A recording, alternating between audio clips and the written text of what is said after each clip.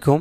অষ্টম শ্রেণীর প্রিয় শিক্ষার্থীরা, তোমাদের ইংলিশ বইয়ের 127 এবং 128 নম্বর পৃষ্ঠায় যে প্রশ্নগুলো দেওয়া আছে এবং ছকগুলো দেওয়া আছে এগুলো আমরা পূরণ করব। তো 127 নম্বর পৃষ্ঠায় এখানে দেখতে পাচ্ছ যে 8.3.6 এখানে দেওয়া আছে যে read the poem in groups and identify metaphors used in the poem, the first one is given for you. অর্থাৎ এই কবিতাটি আবার পড়তে বলা হয়েছে এবং সেখানে ব্যবহৃত অর্থাৎ মেটাফোরগুলো চিহ্নিত করতে বলা হয়েছে। ঠিক আছে, তো লাইন অফ দ্য পোম মানে কবিতার লাইন দেওয়া আছে বাম পাশে, এবং কম্পেয়ার পারসন থিংস অর্থাৎ উপমিত করতে বলা হয়েছে, এবং মেটাফিয়ার, ঠিক আছে, এগুলো দেওয়া আছে। এর সাথে কী দেওয়া আছে, রিজন মানে কারণটা কি, ব্যবহৃত এই মেটাফিয়ারগুলো ব্যবহৃত কারণ কি সেটা লিখতে বলা হয়েছে, তাই না?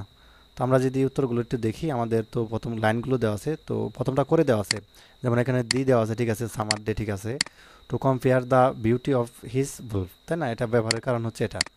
তো বাকিগুলো হচ্ছে আমাদেরকে পূরণ করতে হবে, এই ঘরটা পূরণ করতে হবে, এই ঘর, এই ঘর, এই ঘর, ঠিক আছে, বাকি হচ্ছে 4টি ঘর পূরণ করতে হবে। তো আনসারটা তোমাদেরকে দেখাই। তো পরেরটায় তোমরা দিবে হচ্ছে ডার্লিং বোর্ডস অর্থাৎ মনোরম করি, না যেখানে দিতে হবে সামার সেশন অর্থাৎ গ্রীষ্মকাল। তো মেটাফিয়ার লিখবে হচ্ছে ডার্লিং বোর্ডস, এবং রিজনের কারণগুলো লিখতে হবে কি, to indicate the beginning and first sense of summer session, ঠিক আছে। তো তারপরে দিতে পারো কি, তারপরে ঘরেটি দিতে পারো হচ্ছে তারপরেরটা যেটা সামার সেশন লিখতে পারো, এটাও গ্রীষ্মকাল, এবং লেস লিখতে পারো, ঠিক আছে। আর এখানে লিখবা to suggest the short duration of summer session. আর তারপরটা লিখতে পারো দ্য সান সূর্য, আই অফ হেভেন আকাশের চোখ, এবং ব্যাখ্যা হিসেবে লিখতে পারো বা কারণ ব্যবহৃত হওয়ার হিসেবে লিখতে পারো টু সাজেস্ট দ্য ইম্পর্টেন্স অর্থাৎ ভিটালিটি অফ দ্য সান। আর শেষেরটা লিখতে পারো the light of sun, gold complexion, to mean the অর্থাৎ ব্রাইটনেস অফ দ্য সান, ঠিক আছে। তো এই হলো আমাদের সমাধান 127 এবং 28 পৃষ্ঠার এটা। তো আমরা হচ্ছে তারপরে প্রশ্ন আছে এখানে পাঁচটা প্রশ্ন উত্তর দিতে হবে। সেটা হচ্ছে দেন 8.3.7-এ read the poem in the phrase again, আবারও কবিতাটি পড়ো এবং দেন কি করো, ফলোইং কোশ্চেন করো, ফলো কোশ্চেন করে এগুলো উত্তর দাও, এটাই বলা হয়েছে। তো এই নাম্বার দেওয়া আছে what is the sun compared to in the poem, তাই না? তো এখানে 5টা প্রশ্ন দেওয়া আছে, আমরা যদি উত্তরগুলো একটু দেখি। এই 5টা প্রশ্নের যে প্রথমটা বলা আছে যে কবিতার সূর্যকে কার সাথে তুলনা করে, তাই না? তো তারপরে বলা হচ্ছে who is the person being described different from the beautiful things according to the speaker, অর্থাৎ বক্তৃতার মতে অন্য সুন্দর বস্তুগুলো থেকে বর্ণিত ব্যক্তিটি কেন ভিন্ন। তো আমরা আনসারগুলো দেখি কথা না বলে। তো প্রথমটা দিতে পারো যে এটা হচ্ছে answer, similar answer, simple answer আর কি।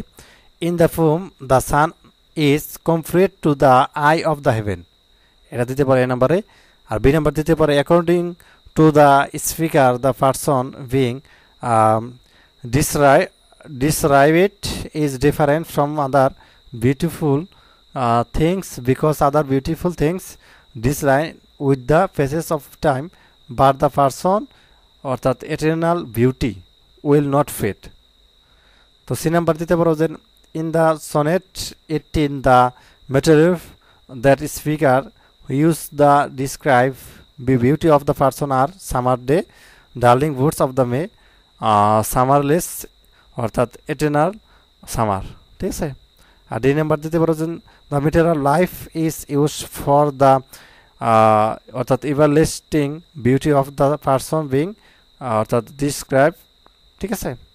আর সে ই নাম্বার দিতে পারো the overall message of sonnet 18 is that stability of love has the power to অর্থাৎ immortality a person beauty through the masterful presentation in a from.